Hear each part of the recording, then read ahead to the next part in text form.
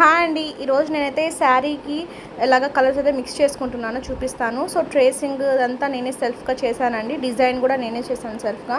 And colours అయితే ఎలా mix చేసుకోవాలో చూపిస్తాను. ఎందుకంటే బార్డర్కి ఉన్న కలర్ సేమ్ ఎగ్జాక్ట్గా కావాలంటే సో సేమ్ కలర్ ఉండదు కదండి. సో అందుకని నేనైతే పర్ల్ మెటాలిక్ సిల్వర్ తీసుకున్నాను. దీంట్లో black and copper metallic silver అయితే మిక్స్ చేసి ఆ కలర్ని బ్లెండ్ చేశాను అనమాట. సో మెటాలిక్ పౌడర్స్ ఉంటాయి, బట్ నాకు ఏంటంటే ఆన్లైన్లో పర్చేస్ చేస్తే చాలా టైం పడుతుంది. నేనైతే ఈ శారీ వితిన్ 1 వీక్లో డెలివర్ చేయాలి. సో అందుకని ఏంటంటే అందుకని నేనే కలర్స్ మిక్స్ చేసి ఆ కలర్ని బ్లెండ్ చేశాను. అండ్ ఇదైతే చాలా ట్రయల్స్ తర్వాత టెస్ట్ చేసి కలర్ మ్యాచ్ చేసుకొని తర్వాత అయితే చేశానండి. సో అవుట్ఫిట్ అయితే అమేజింగ్ ఫైనల్ లుక్ అయితే చాలా సాటిస్ఫై అనిపించింది నాకైతే. సో బార్డర్కి డిజైన్ కానీ పర్ఫెక్ట్గా సెట్ అయిపోయింది. చాలా బాగా వచ్చిందండి శారీ అయితే.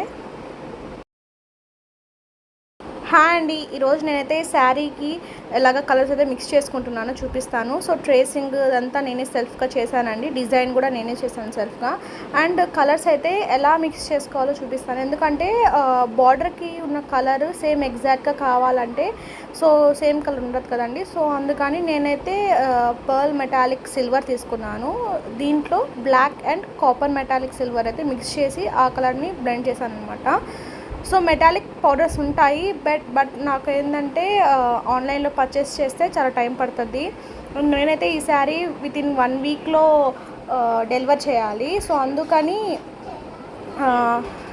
ఏంటంటే అందుకని నేనే కలర్స్ మిక్స్ చేసి ఆ కలర్ని బ్లెండ్ చేశాను. అండ్ ఇదైతే చాలా ట్రయల్స్ తర్వాత టెస్ట్ చేసి కలర్ మ్యాచ్ చేసుకొని తర్వాత అయితే చేశానండి. సో అవుట్ఫిట్ అయితే అమేజింగ్ ఫైనల్ లుక్ అయితే చాలా సాటిస్ఫై అనిపించింది నాకైతే.